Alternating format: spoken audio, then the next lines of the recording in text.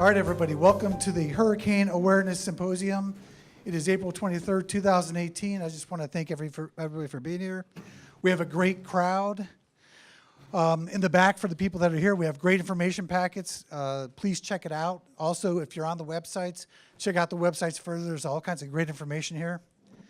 This is going to be information for hurricane evacuation, also for sheltering in place. So whether you're planning on leaving or staying, there's going to be some great information here for you. I will introduce everybody in a minute, and each presenter will give their specific information on what they do. But please hold all your questions to the end, as some of your questions may be answered as we go along. And now for the intros. Number one, we have Mary Burrell, is the Outreach and Education Coordinator for Pinellas County Emergency Management. She has worked in crisis communications and disaster preparedness for more than 10 years. Meteorologist Ed Bloodsworth for WFLA News Channel 8. He's been a member of WFLA for 2 years and is a native of the Tampa Bay area. We have Duke Energy, Jeff Baker. Jeff has been with Duke Energy for over 13 years. He currently serves as the Manager of Government and Community Relations. In prior roles with Duke Energy, he was with Energy Efficiency, Resource Management, and Regional Service Organization. Thank you. We also have Cody Johnson, Assistant Chief and Special Operations, Largo Fire Rescue, and Summer Marr, Public Educator for Largo Fire Rescue. She's going to teach safety injury prevention to the citizens of the fire district. That's what she does, and that's what we're here for tonight. We also have James McGill, Pinellas County Animal Services. He's been with Pinellas County Animal Services for over 14 years and is currently the Field Services Manager. Number 6, we have Mark Costas, Generex Generators, correct? Yes, sir. All right, that's good. Everybody that's had their old generator sitting out there needs Mark. So, Pinellas County Sheriff's Office, we have Captain Liner. We also have Sergeant Killian that will be here. All right, Sergeant Killian's here. We also have Contract City Liaison Deputy Jessica Hewley, and they're here basically for the Sheriff's Department. We are here. We have the Town of Belleair Police Chief Bill Soule and Officer Rick Doyle. Belleair is here to also give more of a city approach as to what needs to be done. And we have Town of Belleair Construction Project Supervisor Keith Bodecker. After a storm hits, the aftermath can be tough to handle. Keith is here to talk about post-storm safety, debris management, and contact information you should know. Again, this symposium was brought up as a direct result of after the last Hurricane Irma came through. People had all kinds of questions that you would have thought have been simple to answer and easy to get to. But during the storm and after the storm, when we were all preparing and trying to recover, this information was not as accessible as we thought it should be. So we've all decided with the Town of Belleair, Pinellas County Sheriff's Department, City of Largo, to basically do this symposium so that people can have the information before the storm hits, have it readily accessible as it's on the websites. I do want to thank especially the Town of Belleair for being here.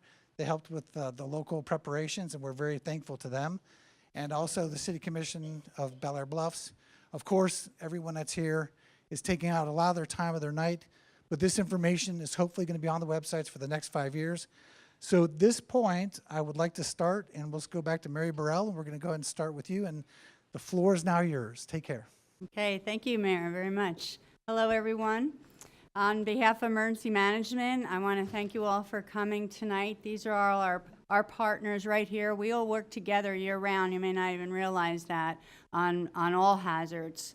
But of course, this time of year, we all start talking about hurricane season because that is one of our biggest hazards in Florida and in Pinellas County, being a peninsula on a peninsula. So when we start thinking about planning, okay, because June 1st is coming up quickly, first thing that we have to do is think about our own situation and where we're at.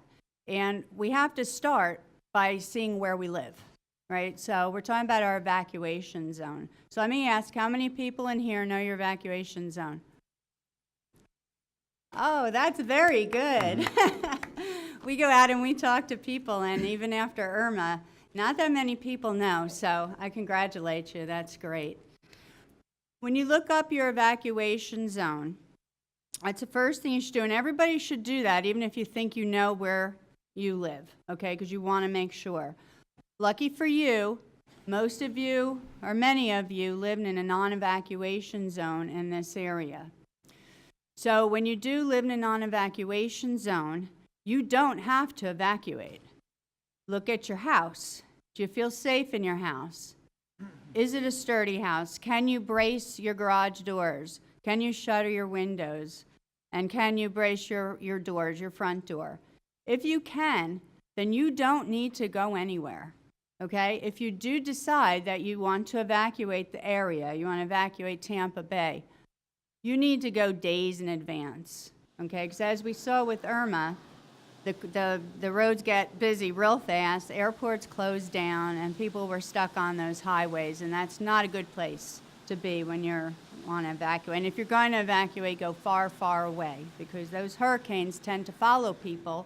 Who doesn't know somebody or happened to them, right? Where a couple years ago, you're evacuating across the state, right? And the hurricane followed you over there, and you're hiding out in a closet, right? And we were over here sunning ourselves on the beach.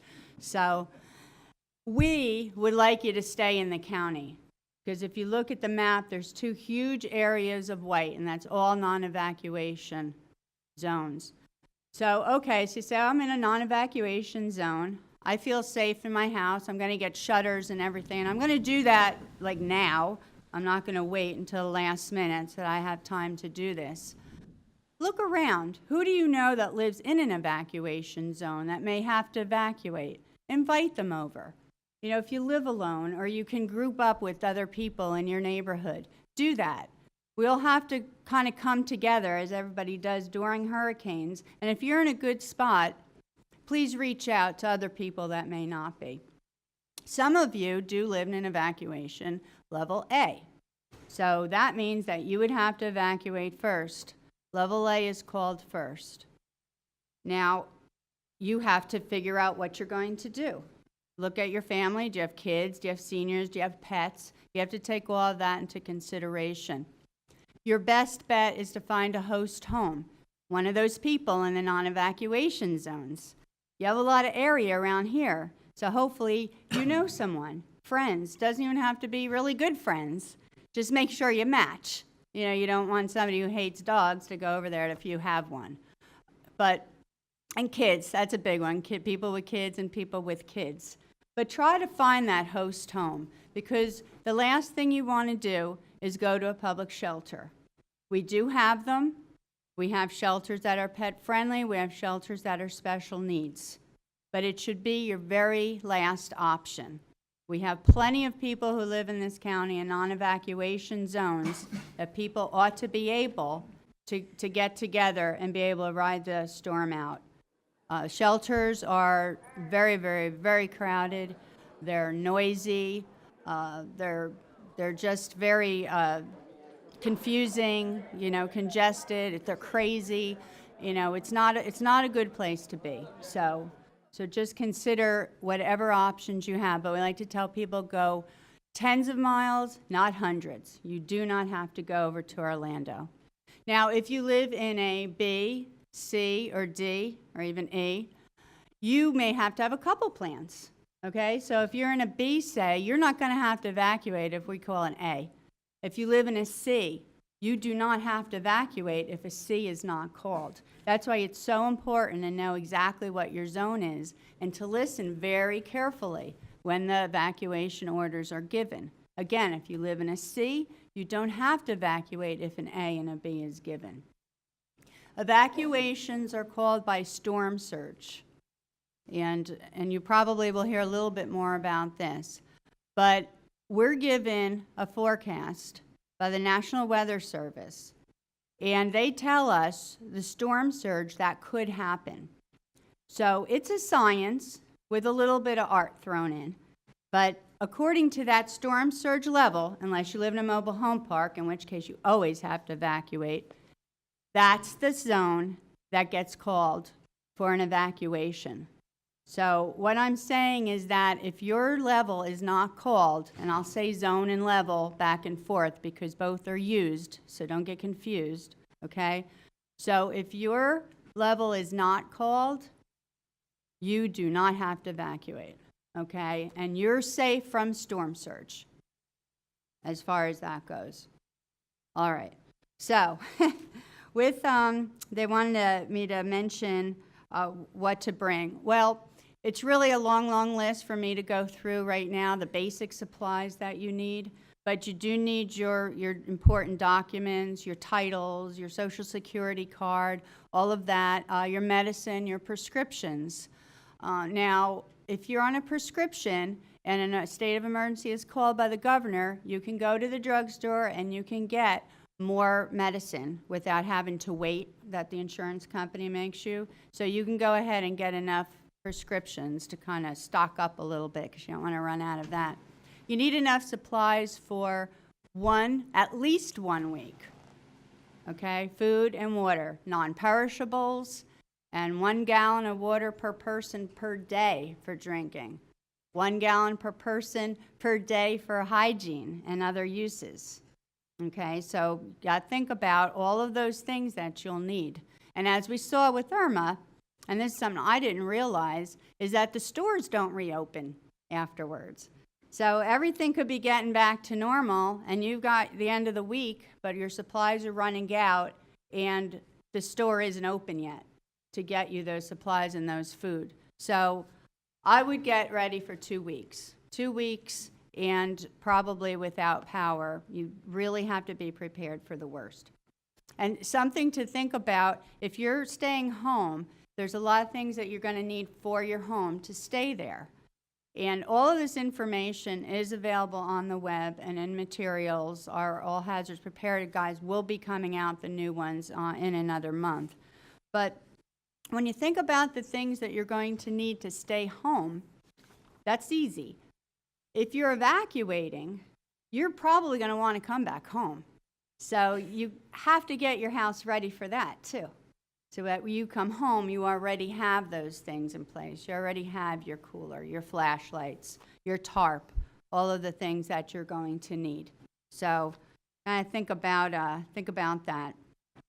And I think that I should probably turn it over, but I'd be happy to answer your questions a little bit later. All right, thank you very much. Again, my name is Ed Bloodsworth. I'm with WFLA News Channel 8. Things I'm going to talk about, sort of recapping a little bit of what happened last season, how it was fairly active, certainly well above normal in terms of the number of tropical cyclones we saw. Also going to talk a little bit about the upcoming season, some of the early forecasting that's coming out, and sort of things that we've learned from a meteorologist's perspective, not only television, but also what meteorologists that work for the National Weather Service, National Hurricane Center, some of the things that they've taken away from last season, and some things that they'll be applying for the upcoming hurricane season, which again is just about 6 weeks away. It's kind of sneaking up on us. First, last year, the word I would use to describe last year was hyperactive. We had, in a normal hurricane season, Atlantic season, we would expect 12 named storms. We would expect 6 hurricanes, winds of 74 miles per hour or greater, and 3 major hurricanes. That's Category 3 or higher, winds of 111 miles per hour or greater. Last year, we had 17 named storms in the Atlantic Basin. We had 10 hurricanes and 6 major hurricanes. The 10 hurricanes were actually all formed consecutively, starting with Franklin, ending with Ophelia. 10 hurricanes in a row, which is pretty rare. There were several significant records set last year. 2017 is actually going down as the costliest hurricane season on record. Right now, initial estimates are $282 billion in the U.S. and Puerto Rico in terms of actual financial losses from last season. It was actually the 5th most active hurricane season on record, and we had, of course, several main storms that sort of defined last season. Of course, that being Hurricane Harvey first, which, as we saw, the incredible catastrophic flooding that it left in Texas, followed by Irma, and then Maria. Of course, Puerto Rico is going to be recovering for years. It's going to take many, many months and, again, several years for them to get back to normal. The National Hurricane Center has retired 4 names from last season's list: Irma, Maria, Harvey, and Nate will never be used again. These hurricane names are recycled every 6 years.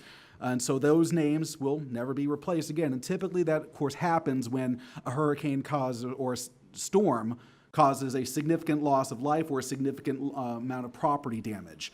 So storms like Charlie and Andrew, those will never be used. We will never see those names ever again. So 4 will be retired from this list. Focusing a little bit on Hurricane Irma and some of the things that we saw from that storm.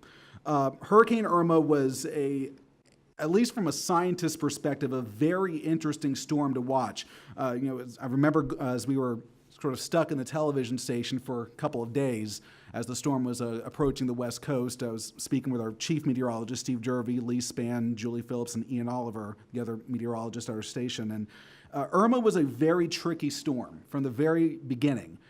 It sort of didn't really strengthen when it was supposed to, but once it did strengthen, we saw a tremendous rapid intensification with that storm. In fact, Irma is going down as the longest lasting powerful hurricane on record. It held winds of 185 miles per hour in the Atlantic for 37 hours. We've never seen a storm like that.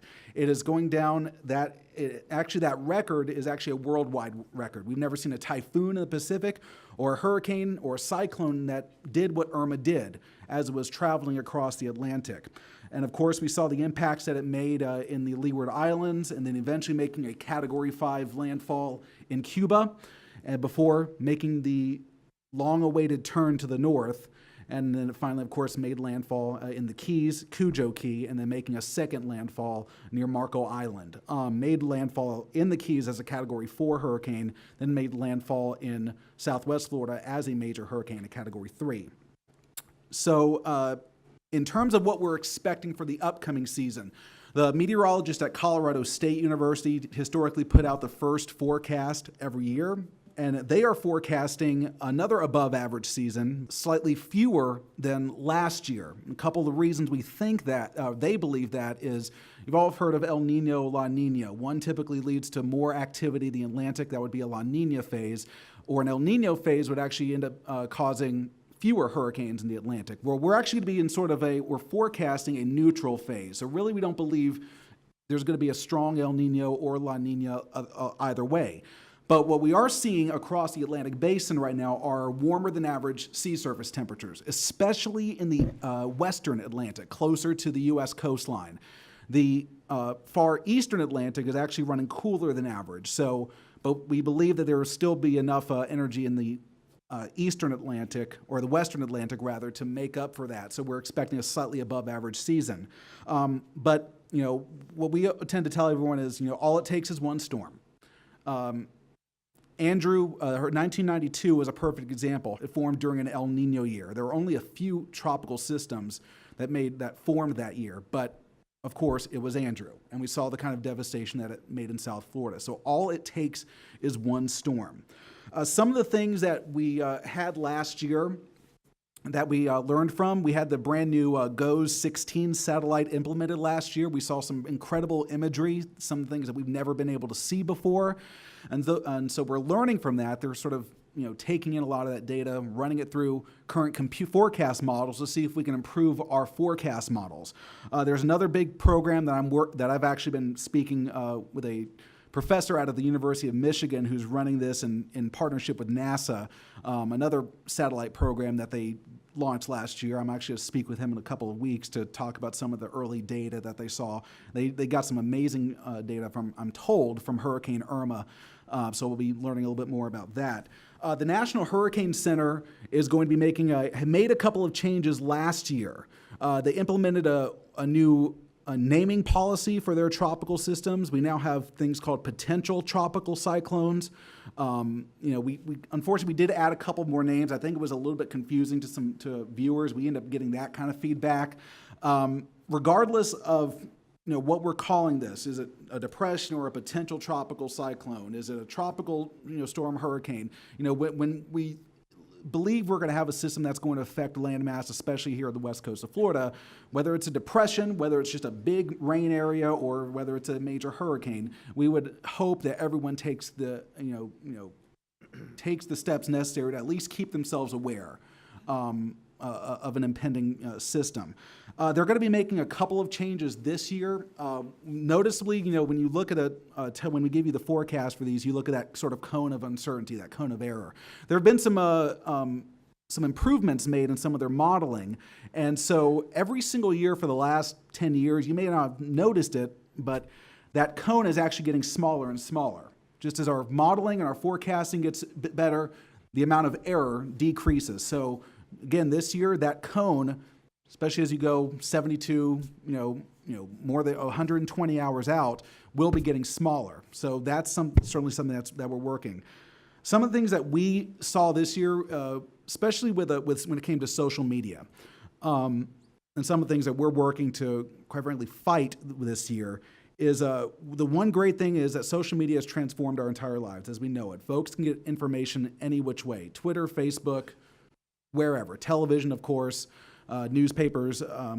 But with social media, with the flow of information has improved.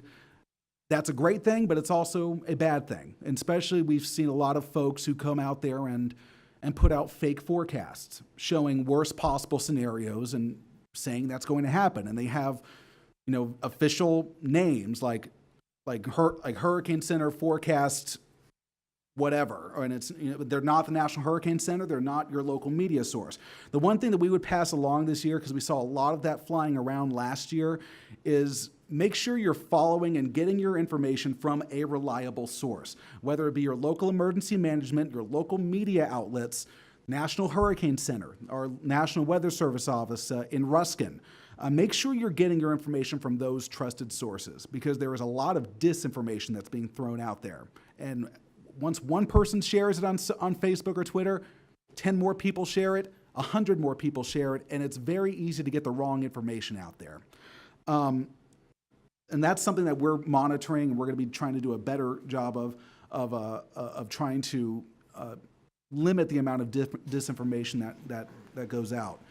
2017, like I mentioned, was a pretty incredible year. A lot of records set, but one of the good things I think that came out of 2017 is we got the ultimate wake-up call here, obviously, because we had a system, obviously, Irma, that although it did not make a direct landfall in Pinellas County, Sarasota, Manatee County, a lot of you guys were sort of following that forecast cone with us, and it was looking very, very sort of worst-case scenario for our area. And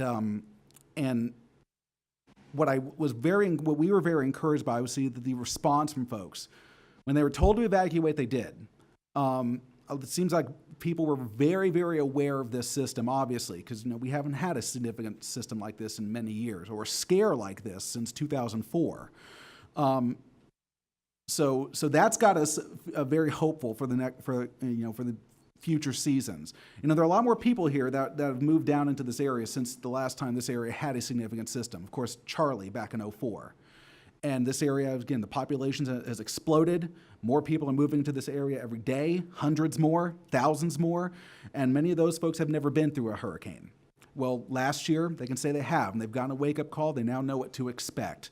So the more events that we have like this, the better. I'll certainly take your questions at the end, but now I'm going to go ahead and pass it on to our next speaker. Thank you. First off, thank you all for coming. My name is Jeff Baker, and I'm with Duke Energy. When Mary was talking about evacuation zones, as many of you are aware, evacuation zones do not necessarily align with power outages, because many of you who are in non-evacuation zones did have extensive power outages from this last storm. The unique thing about Hurricane Irma, when Ed was talking about all the how widespread it was, this was the first time in Duke Energy's history. We serve 35 counties in the state of Florida, and up until this year, we had never had a storm that impacted every single county that we did business in. Historically, it comes up the East Coast, it comes up the West Coast, so it's one of those things where we can very easily shift resources from one side of the state to the other side of the state almost instantly. And in this case, it was one of those situations where all of the resources that we had to secure had to come from outside of the area, because we were impacted throughout the entire service territory. The good thing was, obviously, the only thing that you can say about hurricanes is you get plenty of advance notice. We had secured over 9,000 resources that we brought to Perry, Georgia. We want to keep them as close as we can, but out of harm's way. So we had over 9,000 people ready to move in as soon as the storm passed. So that was good that we got those people here relatively quickly. But going back to the point about the evacuation zones and not aligning with power outages, it's so important for everyone, if you choose to stay in your home, that you do have a plan and you are well prepared. Mary went over a list of essential items that you have, and I don't want to go over that same list, but make sure you definitely have enough water, make sure you have enough food, make sure you're thinking about things such as you have a handheld can opener or something of that nature. One of the other things I want to just remind people is, after the storm, we all think about, stay away from power lines. We cannot reiterate that point enough. The good news is most people know that, but one of the things that's always tragic to me, it seems like every storm that we have like this, people forget. They talk to their children, they tell the neighbors, whatever, watch out for this power line, but they forget about their pets. So many of them let their pets out, and unfortunately, if a pet comes across a down line that happens to be live, you know what the outcome is. The other thing, once we get into that restoration mode, and also if you've got trees down in your yard or whatever, let's say your power is on, but you did have some wind damage and you've got trees down in your yard. Again, it's unfortunate, but it seems like every significant storm, we have a resident who gets out and tries to cut trees, and then they get into the power lines that are live, and obviously that results in either a very serious injury or a fatality. So make sure when you're cleaning up that you're thinking about that. The other thing is generators. You have to, and I know we're going to have more conversation about generators, but just at a high level, make sure that the generator is outside so that there is not the carbon monoxide poisoning potential. And also, make sure that if you are actually, tying that generator into your home, that you have a switch installed by a qualified licensed electrician that prevents backfeed onto our system. It's one of those things where, our team is out there working, and obviously they have ensured that the line is dead, but if someone fires up a generator while they are working on it and there happens to be backfeed, from us, we're looking at a serious injury or worse. One of the things that people always ask is, how do we decide who gets power, in what order?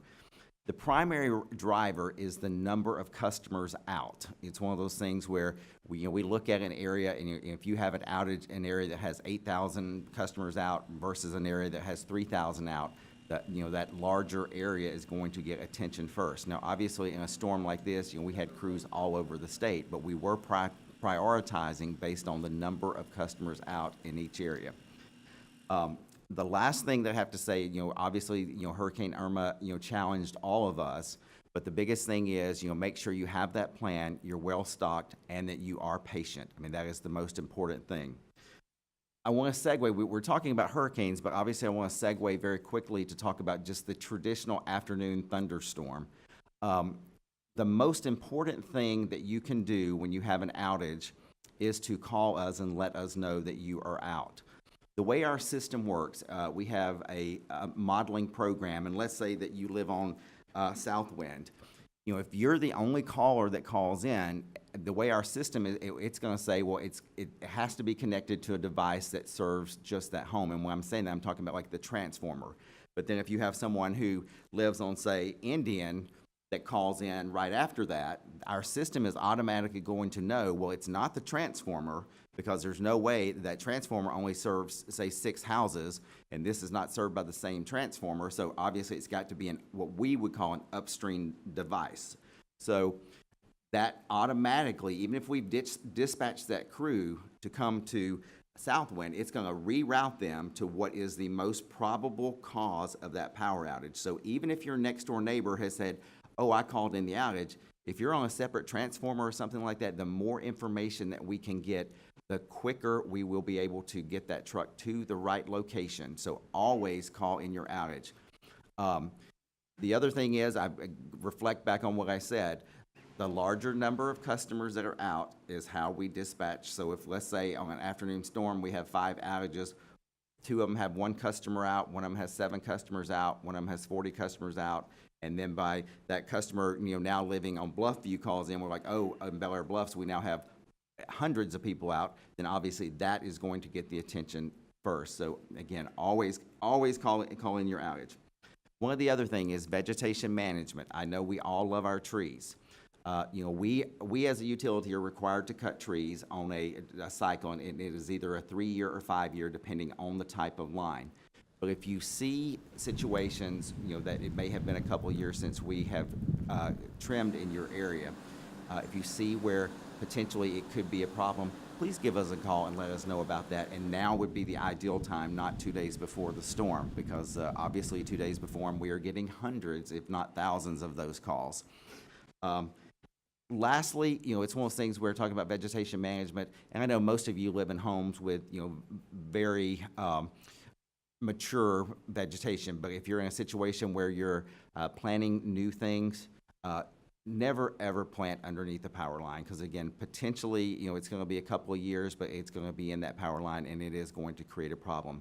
The trees is the #1 cause of our power outages, so anything that you can do to help us with that, we would greatly appreciate it. And I, too, will answer any questions when we're done. Thank you. All right. Hello, everyone. Thank you for being here tonight. Again, my name is Summer Marr. I'm the public educator with Largo Fire Rescue, and I'm going to talk to you all about special needs registration and special needs shelters. And then Chief Johnson is going to talk about emergency needs during the storm, and then I'll touch on generator safety afterwards.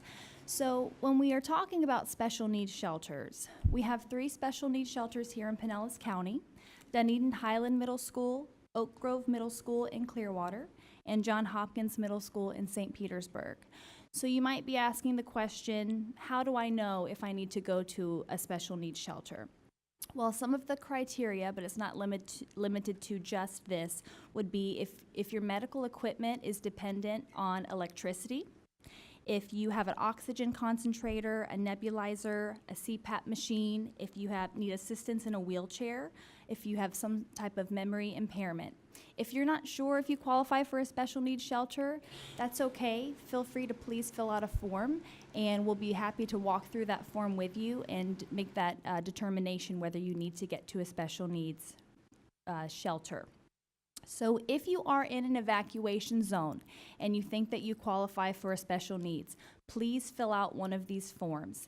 Evacuation zones A through E, our biggest piece of education that we want to put across is not to wait till the last minute to register for this shelter. Even if you're not in an evacuation zone, you still want to think about your medical needs during the storm and think about those power outages that occur. We had loss of power, a week after the storm. It could be up to 2 weeks after the storm. And you want to think, if my medical equipment is dependent on electricity, although I'm not in an evacuation zone, is it going to be safe for me to stay in my home when I don't have power? So these are some of the considerations that you want to make, and make sure that you register for that shelter. If you need to register for special needs, we have several different ways that you can do that. I have special needs registration forms at the back tables. You're welcome to fill one of those forms out tonight and hand them to either myself or Mary Burrell, and we will go over them together, and we can give you a call and we can discuss that. So you can fill one out here. You can call Pinellas County Emergency Management. You can also contact Largo Fire Rescue. We can help you fill out a form. And the form is also online. So you can fill it out online, fill out all the sections. So there's many options that you have as far as filling that form out. If you need transportation to a special needs shelter, there is a section on that form that you can mark, and we will come pick you up from your home and transport you to a special needs shelter. You want to make sure that you have all of your supplies ready to go and packed for when we go to pick you up. And again, I know Mary was discussing, we have a very long list of items that you can bring. Again, those lists are in your all hazards guides, but just remember, you want to have all of those supplies ready to go for when we go to get you. You don't want to wait till the last minute, the bus gets there, and you're trying to scramble for supplies. Also, just be sure that you are, bringing a cot or an air mattress or a lawn chair to be able to sleep in. Please don't have the expectation that those items are going to be available to you. So want to make sure to bring those with you. Even if you don't need or qualify for a special needs shelter, but you need transportation assistance to a general shelter, we can also help you with that. On the special needs form, there's a box that you can check that you just need transportation assistance, and we will be able to help you with that. If you have pets and you need to go to a special needs shelter, I know we have animal services here that will discuss that, but you will have everything ready for your pet. We will come get you and your pet. We will transport you to the special needs shelter, but your pet will then be taken care of by animal services to go to an animal shelter. If you cannot stay with your pet at the special needs shelter. We have pet-friendly shelters that are separate. So just know if you are special needs, you bring your pet with you, make sure you have a crate or a kennel, have their vaccination records, a leash. Once you get to that special needs shelter, they will then transport your pet to the animal shelter, and then they will help get your pet back home to you after the storm. Some items that you want to think about, again, we discussed making sure you have a way to sleep, an air mattress, bedding. You want to think of a shelter more as a life raft, not a cruise ship. You don't have a lot of room there. It's about 5 by 2 feet of space, and you want to think about, especially if you are going to be in assistance of special needs, any of your medical supplies that you normally use on a day-to-day basis, you want to bring those with you. Extra batteries for your hearing aids, any special dietary foods, you want to be able to have those. Important documents, your ID, your insurance cards, and talking about prescriptions. I know Mary touched on that, but if the governor declares a state of emergency, as long as your insurance covers that, you can order up to a 30-day supply of your medications, even if you've already put that prescription order in, because we want to make sure that you have enough medication during that storm. So I'm going to turn it over now to Chief Johnson, and he's going to talk about emergency needs during the storm and how FD personnel respond. Hi, everyone. Cody Johnson with Largo Fire Rescue. I just want to tag team on what Summer said about the special needs database and getting signed up for the special needs shelter and transportation. Even if you have any type of doubt whatsoever that you may need to go to a special needs shelter, I encourage you to get signed up. We update those databases on an annual basis, both at a county level and both at a city level. Largo Fire Rescue updates our database on an annual basis. We send out a letter every year asking if you're still going to need to be transported to a special needs shelter. And in the event that the hurricane, for this matter, we're in evacuation phase and we're going to be evacuating, and you're signed up to go to a special needs shelter, we're going to call you in advance. And we're going to ask you if you're still intending on going to the special needs shelters, because we know that plans can change and you may have a family member that's going to take you in.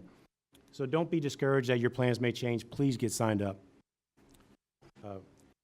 We had hundreds and hundreds and hundreds of people that didn't sign up last year, and the county was inundated with people signing up at the last minute when the evacuation started. So from a county level all the way down to a city level, to fire districts, they were inundated with people that needed transportation and getting over to general shelters, other special needs shelters. We also got into a situation where folks didn't go to the special needs shelters and they ended up losing power,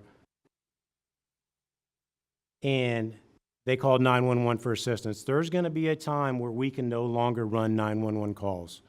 So if we get winds that are sustained at 45 miles per hour, or if we get gusts that are 65 miles per hour or greater, we're going to stop running calls.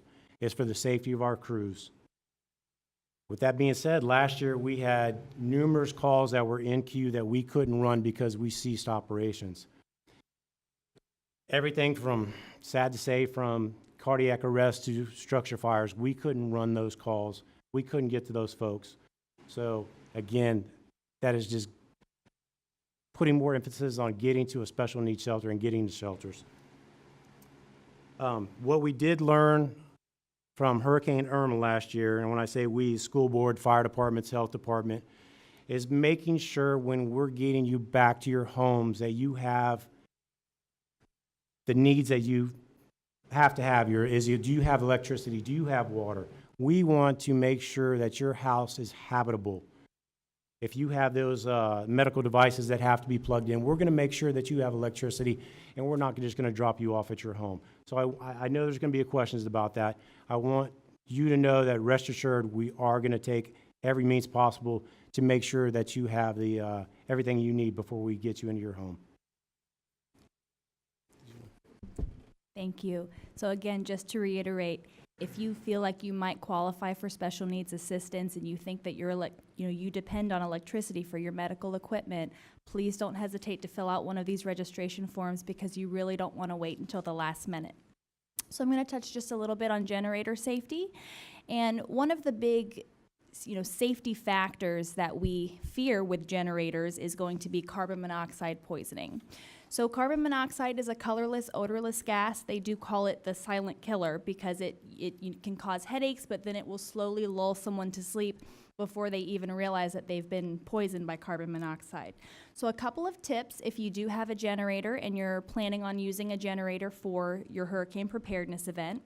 You want to make sure that generator is in a well-ventilated area outside. You want to keep it at least 5 feet from all doors, windows, or vent openings. Never use a generator in a garage, even if the doors are open. And you want to make sure that the exhaust fumes can't enter the home through windows or doors. So even if it's outdoors, which you want to make sure that it is, ensure that you have a carbon monoxide detector. Just as it's important to have a smoke alarm inside your home, if you're going to have a generator, you want to have a carbon monoxide detector as well. They have different forms of carbon monoxide detectors. They have ones that plug into the wall, or they also have ones that you can install on your ceiling or on your wall as well, just like a smoke alarm. So be sure to have that. You never want to refuel a generator while it is hot.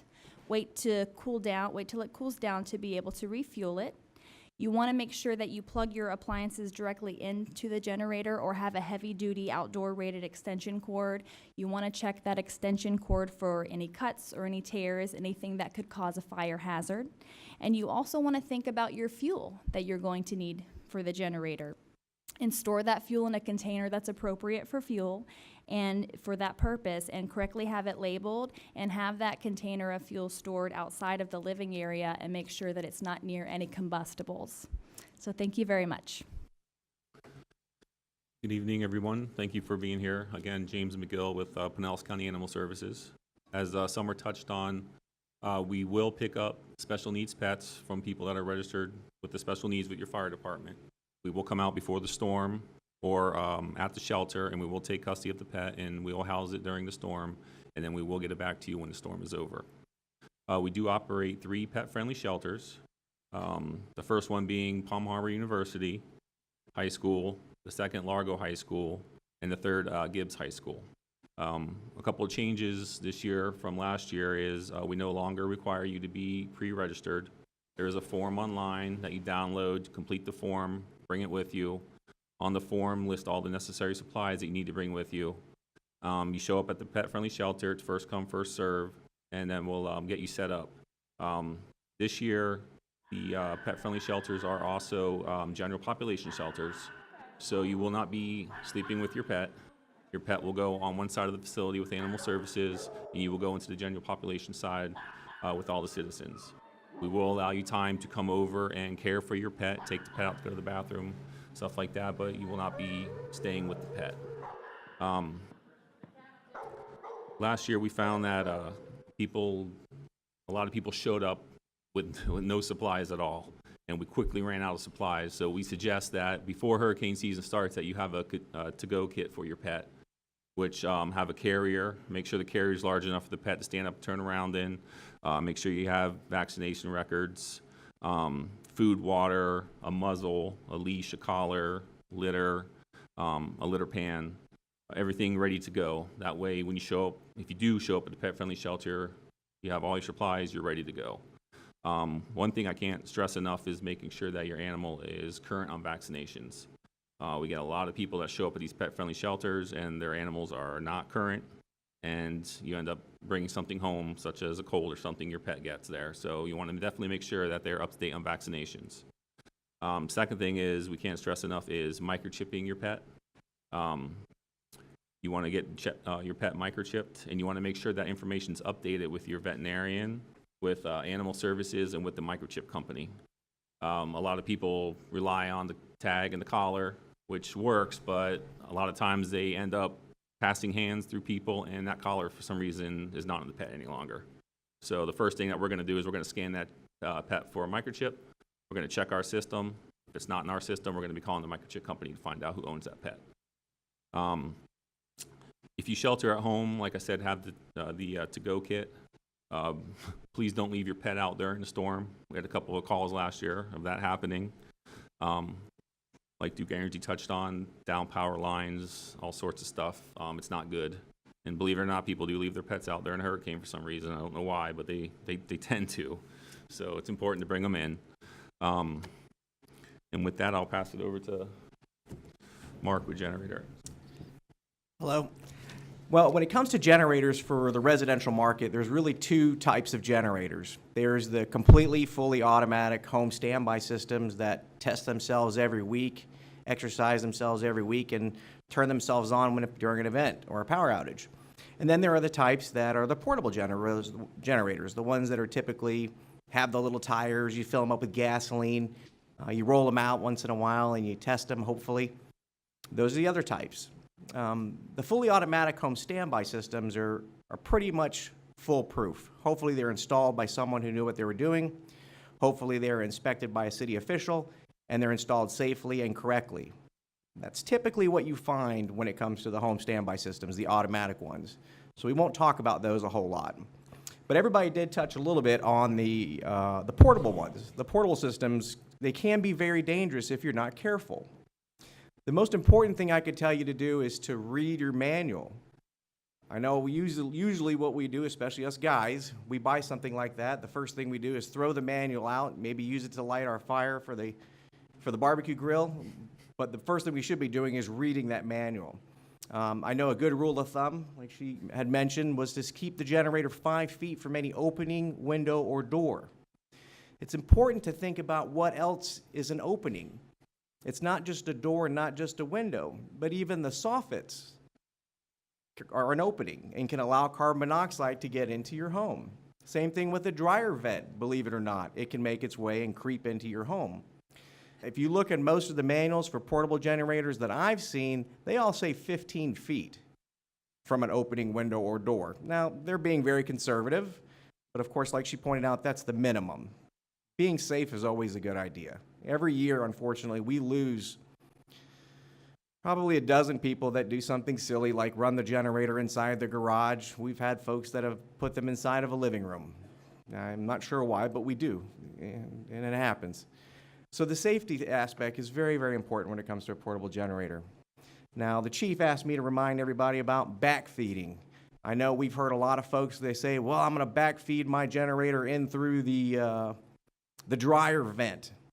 I'm sorry, the dryer outlet inside my utility room, which is not a good idea. Don't do it. And if you get someone that comes to install one for you at your home and wants to do that, throw them out, because that's not right. It's dangerous, I promise you. So a lot of times folks will be doing this backfeed idea, even in a safe manner, but they forget to turn off the main utility line that's feeding their home. There's usually one out by the electric meter, and if there's not one there, there's going to be one inside the house on the bottom of your electric panel, and sometimes at the top panel. It's the big breaker that we all see. Are we all familiar with that? Turn that off if you're using one of these portable generators, because the last thing you want to do is backfeed electricity. For one, it's going to ruin your generator pretty quickly because it's trying to run your entire neighborhood, but also it could hurt somebody along the line, and typically it's going to be one of the power company folks. Now, they're usually very safe when they're out there working, however, they make mistakes too. So portable generators are where the safety's at. Now, when we talk about having a portable generator, it'll tell you in the manual that you should run it probably once or twice a month.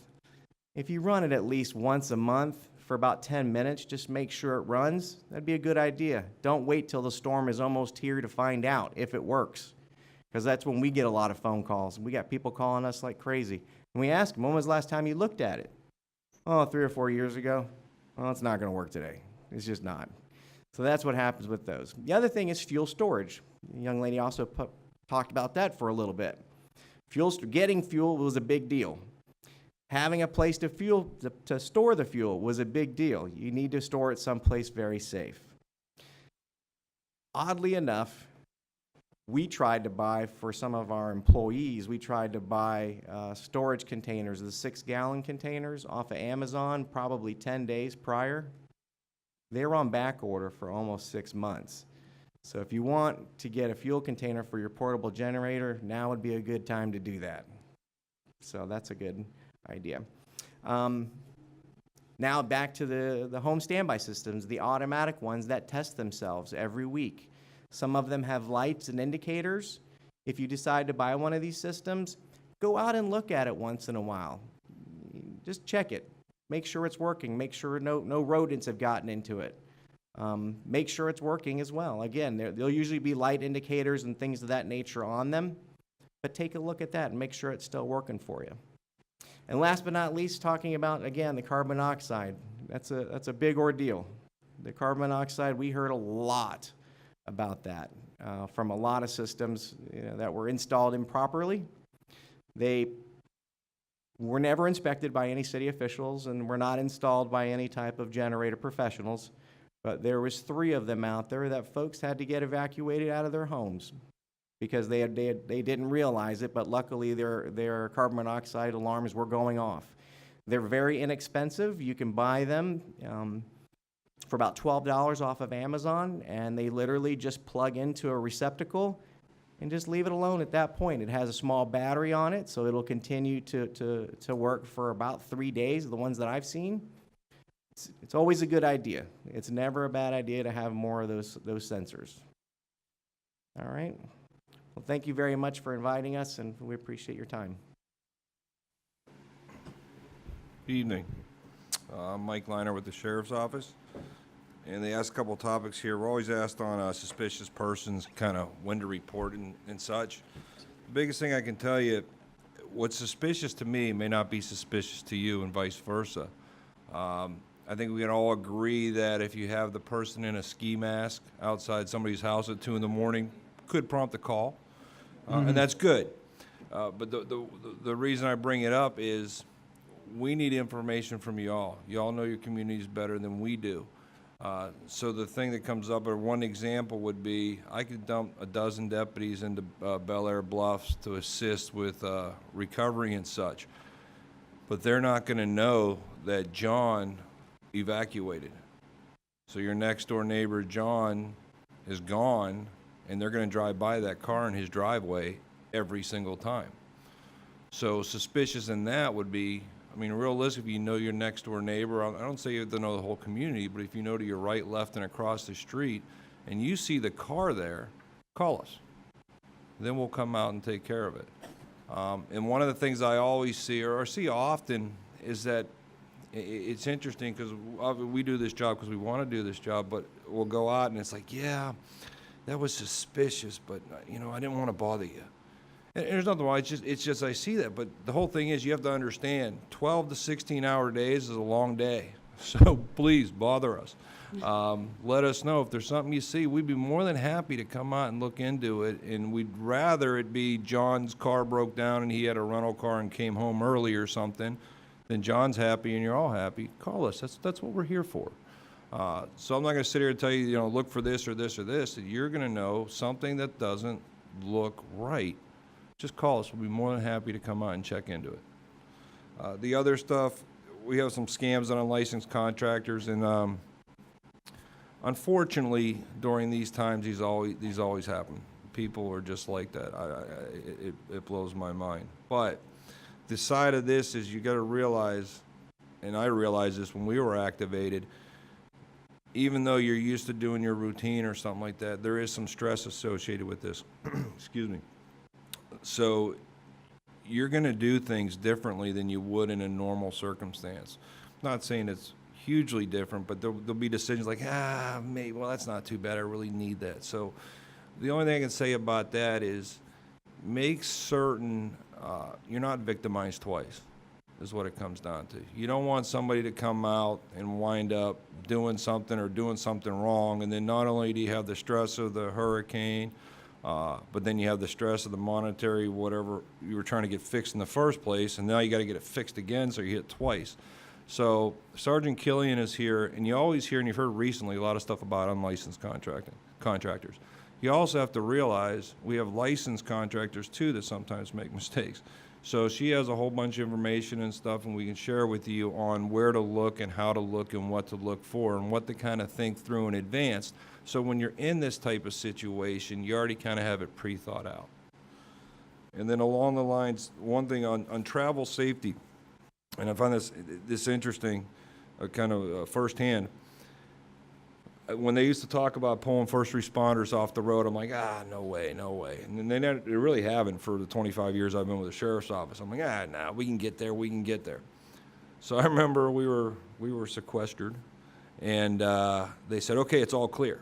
Okay, all right, so boom, I get my car, I'm ready, let's go. I got in my car, and I'm looking around, and my car's blowing sideways, and I'm like, are we sure this is safe to go out? So there is a time that it isn't safe, I can tell you that firsthand. And then I remember driving down, I think it was coming down Seminole Boulevard, I was trying to get back to check some stuff out, and they came across the radio, and they said, hey, we need you to report all the traffic lights that aren't working. And I'm driving down Seminole Boulevard, I get back on the radio, I say, it'd be easier to tell you which ones are. Because I think, I mean, and it was funny, we learned afterwards, some of them were on battery. So I'm like, yeah, that one's working, but then I come back later and it's not, so we figured all that out. But from the purpose of what we're doing, we're gonna get the all clear, and we're gonna start responding, and we're gonna start to go to locations and evaluate things. With Irma, what it was the Barrier Islands had the evacuation order, so we were sending resources down there. And I can tell you what it is, we take everybody we have, and everybody goes to 12-hour shifts, we'll turn into 16-hour shifts, we'll turn into 20. But whatever, that's what we're here for. So we're gonna put all the resources there. We'll dump, I think we got about 500 deputies that are coming on patrol. But with Irma in the Barrier Island, what had happened with that is we brought our detectives out in undercover cars. So I'm coming out, all the deputies are coming out, we're doing this evaluation process, and then we're working with our partners and going through the EOC, the Emergency Operations Center, to get things back together. So what I would say from a standpoint of the citizens, when you're told to hunker down, hunker down. Then when it passes, don't be all excited to try and go out and explore. I get it, it's interesting. But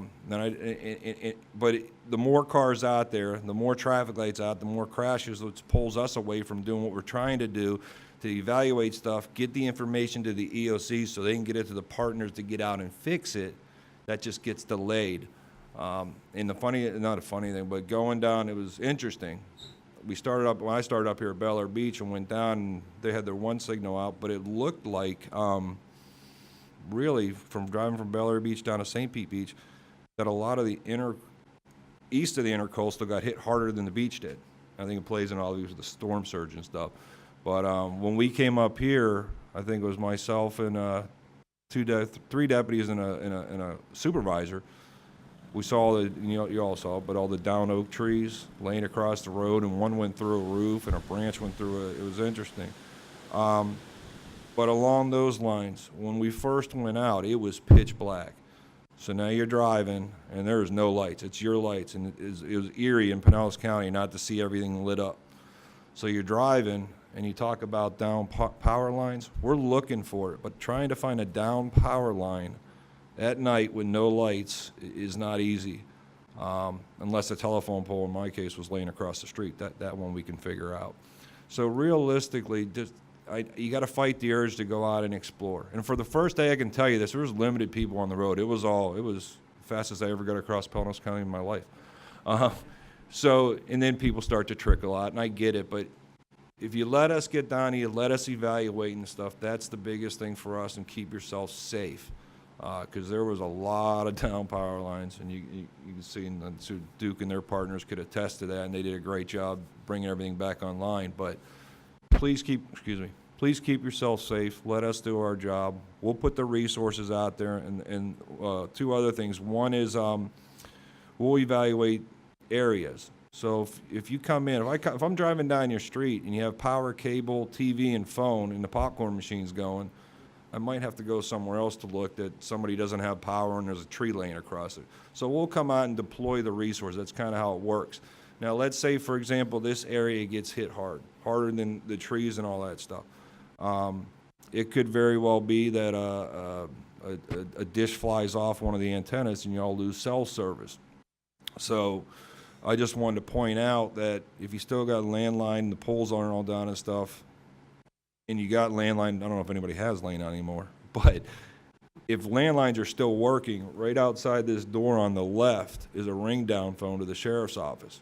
So if you're at home and your cell phone's not working and you can't get out, you can come down here and there's cell phone the landline will ring right to the sheriff's office. There's a little red box out, you pick it up. So I had to test it because I had to come in. It's a little hollow right now, we'll get that fixed. But it is working, it rings right to our communications center. So that does give you kind of a little bit of redundancy. Now, if telephone poles are laying all over and there's no landline, then we're gonna have to go old school where you see the deputy coming by, but there'll be plenty of them. So that's kind of all I wanted to talk about, and thank you. Thank you. Thank you all for being here. We really appreciate that. Share the information with your friends and neighbors. As an example, we had a fire at one of the condominiums in Belleair last month, and that condominium realized that they had some issues that they needed to deal with and setting up for emergency evacuations and that sort of thing. To recap, please, if you're going to evacuate and you're going to drive out of town, evacuate early, because you all heard stories about people running out of gas stations running out of fuel, not being prepared, not being able to go anywhere, and being stuck in the car.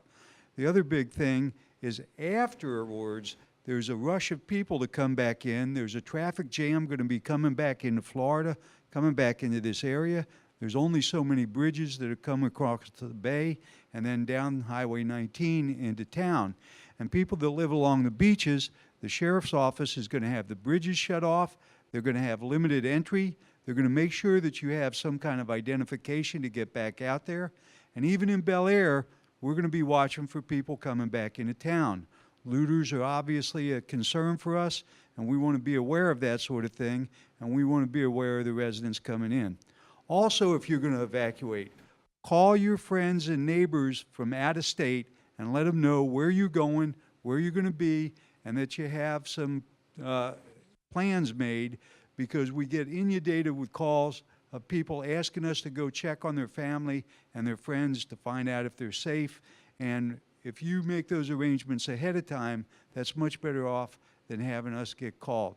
To reiterate what the captain said, when in doubt, call us out, right? We'd much rather respond to something and have it turn out to be nothing than to miss something. As he said, different people think things are suspicious, and it doesn't help us to get called the next day saying, hey, well, I saw this the night before. Please call us and let us know right away. And it may take you a while to be able to get back to your home. Fire rescue from Largo and the other jurisdictions are going to be out in the neighborhood checking for people who are stranded or in medical need, and they're going to make sure that the area is safe for you to get back in there before you're allowed to go home. So don't be in a rush to come home. A lot of people came home. They were in homes without any power, without any food, without any emergency supplies, and that can be a big stressor right there. So if you have any questions afterwards, any one of us would be willing to help you out. And thank you very much. Keith? Thank you, Chief. Name's Keith Bodecker, Town of Belleair.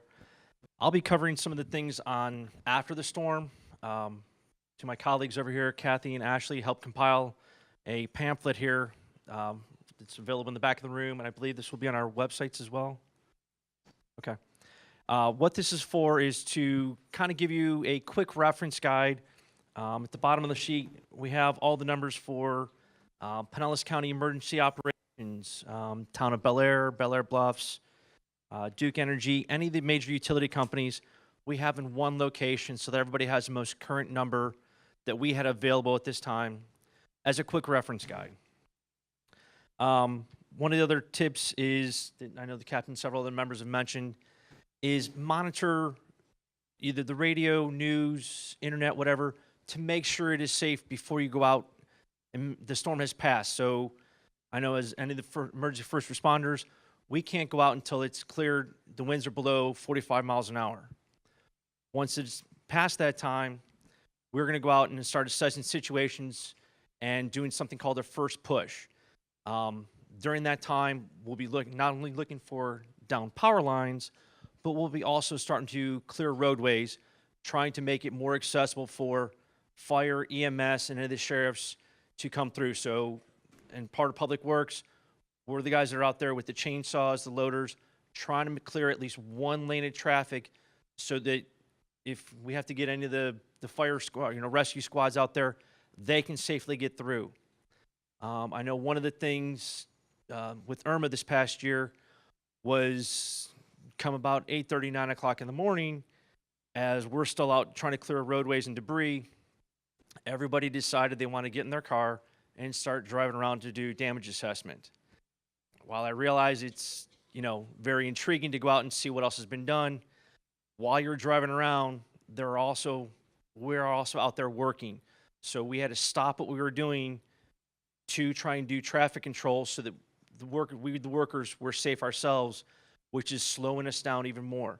So as intriguing as it is, I please ask that you trust us to do our jobs and stay at home and do damage assessment at your facility. Help your neighbors that are within walking distance of each other.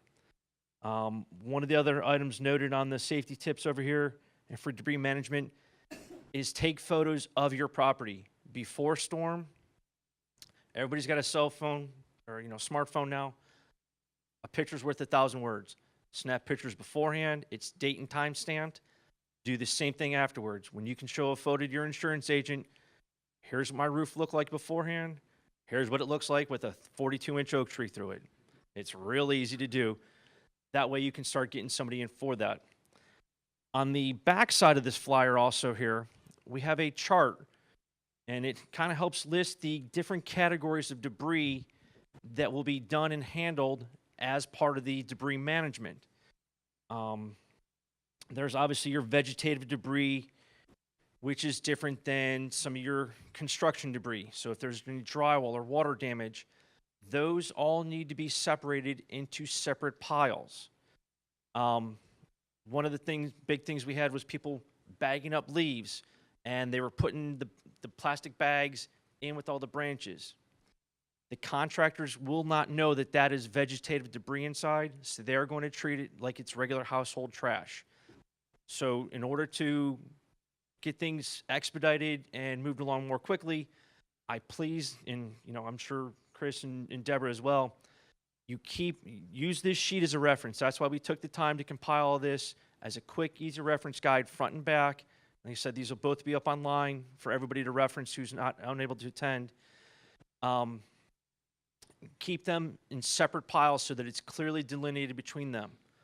One of the other items during debris removal that we had an issue with was people placing debris on top of water meter boxes. There's a extremely high percentage chance that the people that are coming in doing the debris collection are not going to be from this neighborhood, are not going to be from this area. They're not going to know that there's a water meter box underneath it. They're going to come in with their big claws and their debris haul trucks, and they're going to reach down and start picking things up. So we kind of noted on this reference guide here, don't put any debris piles next to a fire hydrant, over top of a water meter, or in the streets. That's why we're doing that first push, and there's a difference between first push and first pass. First push, we're trying to clear the roadways, get everything out of the way so we can move around and do that. First pass will probably be a couple days later, once you guys have had a chance to assess your property, any down limbs, any debris that is blown in your area, bring it out to the curb, but do not put it in the street. Put it, on that little area between the back of curb and the sidewalk area, and it has to be retrievable from the roadway. None of the contractors and city employees can go out onto private property, even though it's in your backyard, it fell down in the storm. It has to be out in the right-of-way, near the roadway, so we can pick it up and remove it safely. That's all I had. Thank you. Thank you very much. Well, that's going to be it for the presenters, but I want to say thank you very much. What a great wealth of information that was. Took us from pre-storm to during the storm to after the storm. How about giving our presenters a round of applause? Okay. At this point, we are going to open it up for questions. And if you need follow-up or backup, whether you're in the audience or whether you're online, feel free to email either Belleair Bluffs, the City of, Town of Belleair, Pinellas County, or the City of Largo, and we'll get all the information we can for you. So at this point, I'm going to turn this over. Raise your hand. He's going to walk over, let you ask the questions, and then we'll go from there. Larry, here you go. Okay, thank you. Can everybody hear me? Okay. Thank you so much. This was so informative. I didn't have questions. I just wanted to make a couple comments that what we do is we have a buddy system with our neighbors. So if we know that somebody needs help, we know to check on them after the storm, which was really helpful for us. And I don't know if this is on your preparedness list, but we thought bleach was really important to have available, and we all had grills with charcoal and fuel, so that if we needed to eat down our food in our refrigerator, we decided it was time for a big block party and cook our food and share, which is also a good thing to do. Also, hazardous chemicals, to get rid of those ahead of time. That may be on your list too. Thank you. First of all, thank you for coming tonight. It's the first one that I know of, and I've lived here since the late 80s. I have a question for Duke Energy. I have heard that Belleair Bluffs is on the same power grid as Belleair Beach. Is that true, or? The short answer is our grid system is interconnected. It's one of those things where there is no single town that has its own grid or anything of that nature. Very simply, we generate power, and it comes across the very large what we call transmission lines, and then they go to substations, and then that there are what's called feeders. And when I say a feeder, that serves about most of them 1,500 to about 2,000 customers. So every resident is coming, they're on a same feeder. So it's one of those things where you have situations in communities where sometimes it's one of those things where one side of the street has power and the other side does not. That is because likely they are served by a different feeder than the customers that are on the other side of the street. But again, there is no single city anywhere that has its own grid. So. But we are connected to Belleair Beach. Well, you're connected to St. Pete, you're connected to Crystal River, you're connected to all 35 counties that we serve, because again, it's all interconnected. And the second question is about pets. There are a lot of people that have service pets, emotional support pets. What happens to those people and their pets if they have to evacuate? They should not be turned away from any shelter. They should be able to bring them into shelter with them. Thanks again for coming. I have two questions. One's a yes and one's a no, or whatever. Hospitals, during the 911, when you stopped responding, are hospitals closed or open? Or can you answer that? No, they're still going to be open. I mean, Okay. there's individuals that may walk in off the street, but Okay, and the reason I asked that is somebody tried to call to see if a hospital was open, and they couldn't give them an answer, and they had an emergency situation. That's the question I was asked. Okay. And then Jeff Baker, could you tell or explain to the audience, on a telephone pole, there are a number of lines, and I think we get confused. We think that the bottom line is electric, and it's usually not electric, it's usually cable. Correct. And you'd be surprised that the little line at the very top that's about really small is actually our electric line. Is that true? Yes, it is. But now again, we never want to say it's always that case. Right. Because you should treat any line, whether it be cable, phone, whatever, any down line, you need to stay away from. But as this lady is saying, in most cases, you have phone and cable at the bottom, and the very thin lines at the top is typically the electric. That's another thing when I talk about trees. I mentioned that. Oftentimes, we get calls from residents saying, you need to trim the trees on this line. We get out there, the trees are in the cable and the phone, and of course, obviously, we're separate companies, so we do not trim for them. Unless they are reaching into the power line, which again, in most cases, I would say 95% plus, it is going to be the very top line. But in a storm situation, make the assumption that every line on the ground is energized. Question for Duke Energy, Mr. Baker. The substation was down for a few days after Hurricane Irma. What can we do to be more prepared next time? It's one of those things, and I'm glad you brought that up, because a lot of times people don't understand that they may be at their home and they may say, well, I have no damage at my house. I mentioned that, and again, I'm oversimplifying things for time, but you have the power plant, the transmission system, and then the substation, then the lines that actually come to your homes. If a transmission line is damaged that serves your home, the power is going to be off even if there is no damage on your street or anything like that.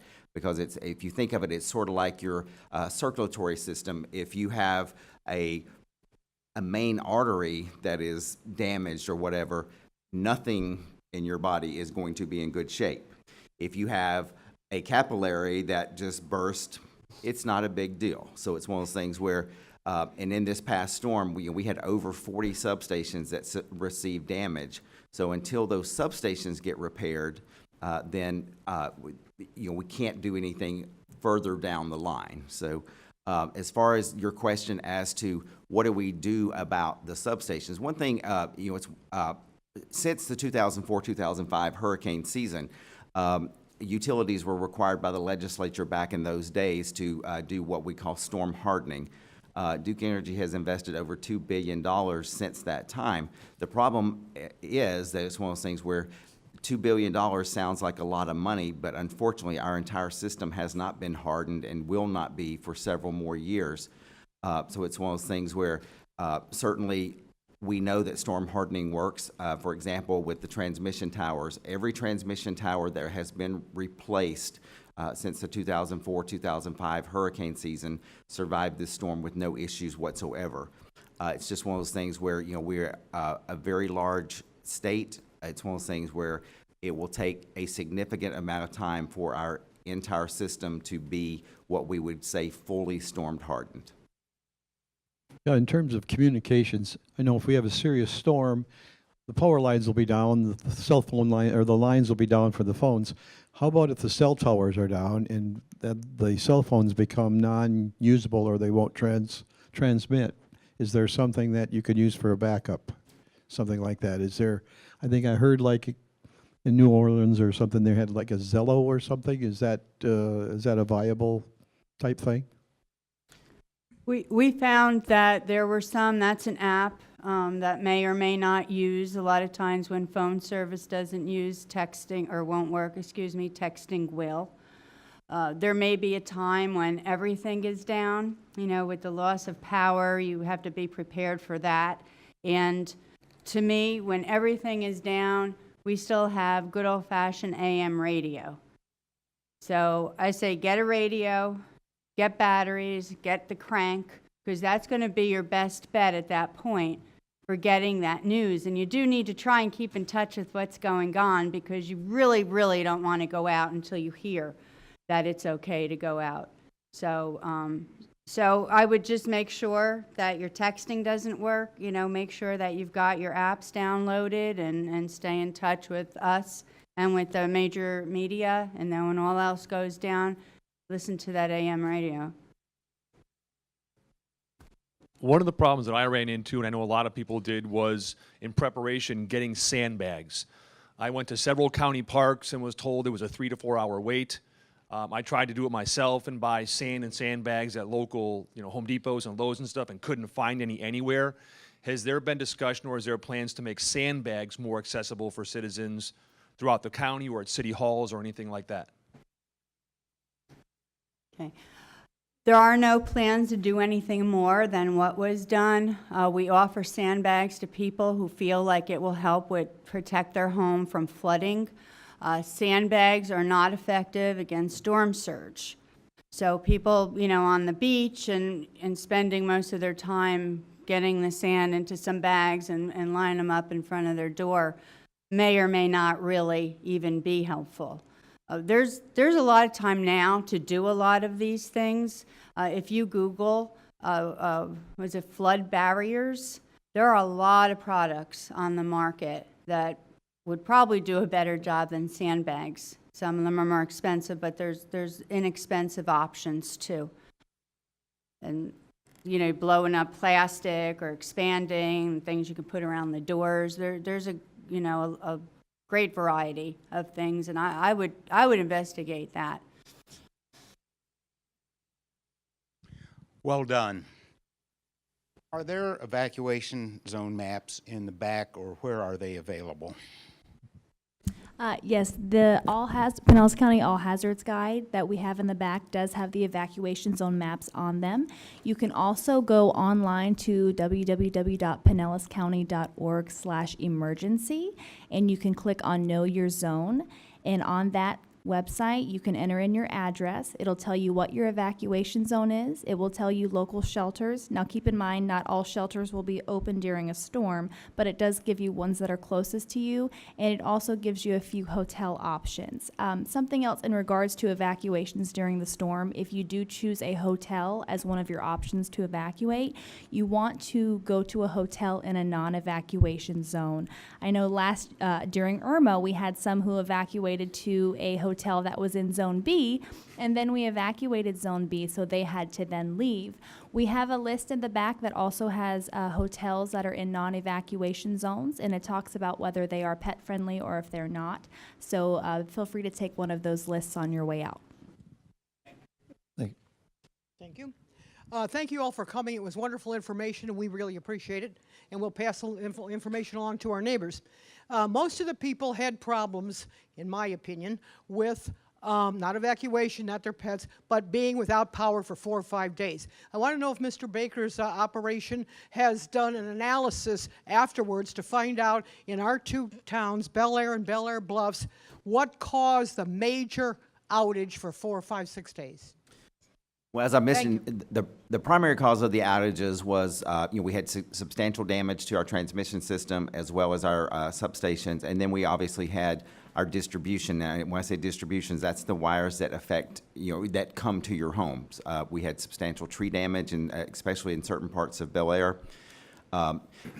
One thing, it's obviously we model every storm, beforehand, and it's one of those things where, our modeling told us before this storm that this would be about a 7-day outage for our customers. And that information was shared, on Friday. If we had your telephone number in our system, we, sent an automated call to everyone to, say, plan for a 7-day storm. The news media was great at helping us dispense that information, as was most elected officials. So it's one of those things where the storm response did not surprise us at all, because it's one of those things where in Pinellas County, again, we said that we expected a 7-day restoration, and it took us, into the 8th day, but so that did not surprise us.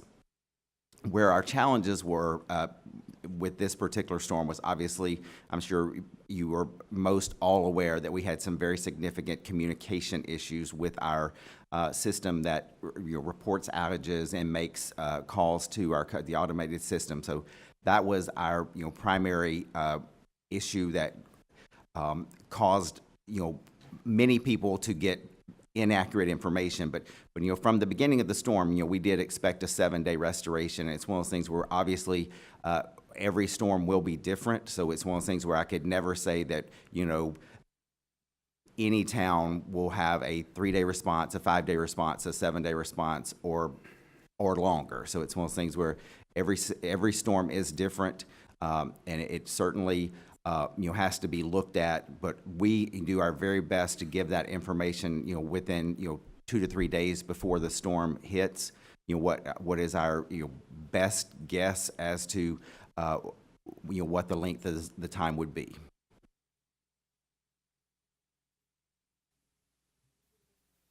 My husband is on oxygen 24/7, so we did end up in the special needs shelter last year. But I was confused about a couple of things. Our neighbors actually helped us bring a lot of the equipment that we had because we had concentrators and wheelchair and all the bedding and all. My question is, now I received the registration form, we signed it and sent it back. Do we get confirmation, or do we assume that we are okay just to go to the shelter? Great question. So if you fill out a special needs registration form, it goes to us, your fire district, if you're in the Largo Fire District, and we will call you each season, or before season starts, we will call you to go over all of your information to make sure the information is still accurate. We'll ask you if anything has changed, so we'll make sure all of your information is up to date so we can best be able to assist you in getting to a special needs shelter. So if you do have that form turned in, you will be hearing from us. And again, if you want to, reiterate and make sure that you do, feel free to fill out a form. We have one in the back, or you can call our fire administration office at any time, and we'll be happy to go over that with you. Thank you. The You're welcome. second question is, if we were to use the transportation that you provided, if we needed to, since our neighbors are planning a lot of them to leave this year, they're not going to stay if another storm comes. That's what we've been told. Mm-hmm. Will the transportation service have enough room to take the oxygen concentrator and the wheelchair and a walker and all that? Yes, ma'am. We have different types of buses. We have just the buses that are going to take the general population to general shelters, and then we have specialized buses that have wheelchair capabilities that are going to take those folks that need it to the special needs shelters. I read an article about the utilities, the electric especially, that when a hurricane storm like this hits, we should turn the main breakers off at our fuse boxes. Because when the electric comes back on, if we just left it alone, it might cause a power surge within the condo and burn out some appliances. Is that true? Actually, that is a very important thing that it can protect your home against power surges or things of that nature. But also, and again, it's a very unfortunate thing that seems to happen every single storm. Because power has been out for several days, you've done things in your home, etc., and it seems like we do not have a significant storm where we don't have a situation where someone has placed things on their stove, which happened to have been on when the power went out, and of course the power comes back on, the stove immediately comes on, and my colleagues to the left are actually handling that situation then. So everyone, yes, it's one of those things where if you are leaving your home, certainly switch off that main breaker, because it gives you multiple levels of protection. Yeah, exactly, yeah, right, exactly. That's a good thing to do because I would say it protects you in multiple ways. Okay, thank you very much. I do want to mention that all of these people will be at the EOC, Pinellas County EOC, during the disaster, and everyone from Belleair will be at Belleair City Hall. Everybody from Largo will be at Largo City Hall, as well as the EOC in Pinellas County. Largo has their own EOC. Belleair Bluffs is going to be here. We're always here during the storms. And if you do run out of power, or if you need special questions or concerns, or you have an emergency, go to your city halls, because they will be able to contact the EOCs and get you the help you need if we can get it to you. And again, I want to say you guys did a great job. This was the first Hurricane Symposium I know of. Thank you so much for coming, and maybe we'll do another one in 5 years. Have a good one, guys. Take care.